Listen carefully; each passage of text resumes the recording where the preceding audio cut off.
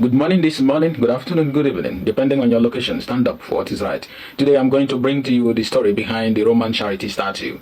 The Roman charity statue is one of the most expensive statues ever made by human artists on planet Earth. Now the story behind the Roman charity statue revolves around Cimon and Pero, a father and a daughter. When a daughter had to breastfeed her starved father. The introduction.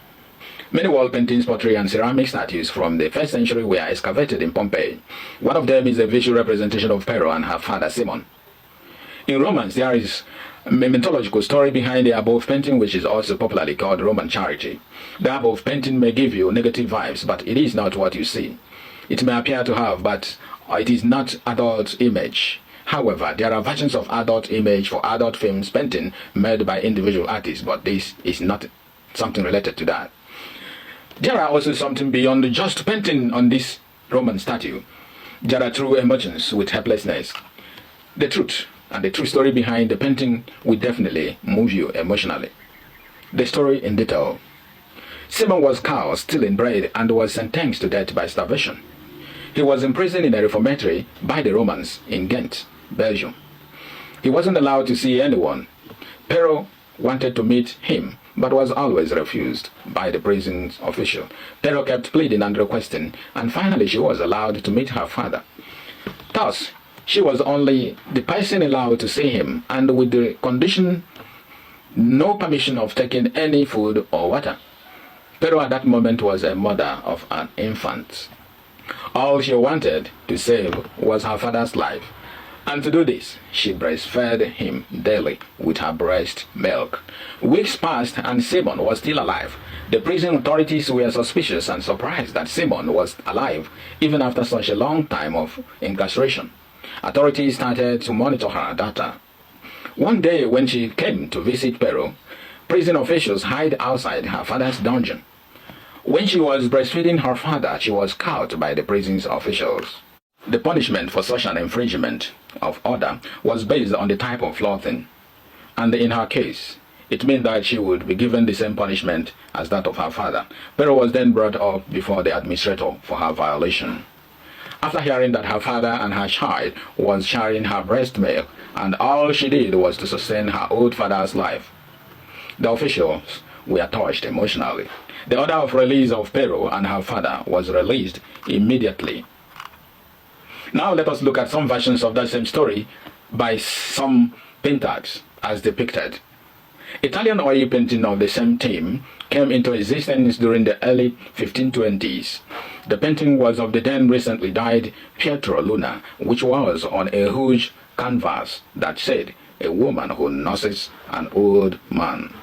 Another similar version of the painting was found during the year 1538, which was identified as daughter nursing her father. Unfortunately, many of those paintings are no longer in existence, but that of Roman charity remains till this moment and represent a whole lot. During the 1600s, a Baroque artist named Caravaggio displayed this scene in his abstract and named it the Seven Works of Mercy.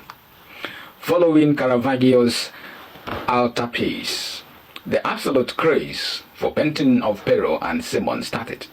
It spreads everywhere through Italy, France, Netherlands, Spain, and many more cities. Caravaggio's altarpiece remained an inspiration for the next 2 centuries. Painter Peter Paul Rubens made 3 versions of the same story and painted them, but there was something about the original painting, something incestuous. He introduced a sleeping infant, which the original painter didn't mention. This painting was introduced in the 17th century to avoid many kinds of relevance or misinterpretation. At the same time, the painter wanted to use it as a metaphor for the 3 generations, so he incorporated the infant child, which added a new meaning to the painting. The moral on this story is very, very important. You know already.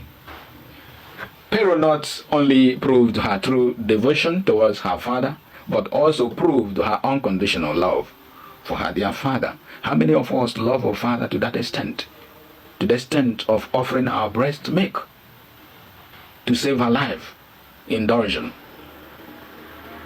We know a proverb that says that blood is thicker than water. Pero proved it. Not everyone, indeed, has the same undying love for their parents. Not all. It is not about having the same circumstances as she had. It is about having the same feeling she possessed for her father. One thing an elderly parent desires truly is love from their children. Do you love your parents? And if yes, how much? Thank you and God bless you for listening. Stand up for what is right, one love.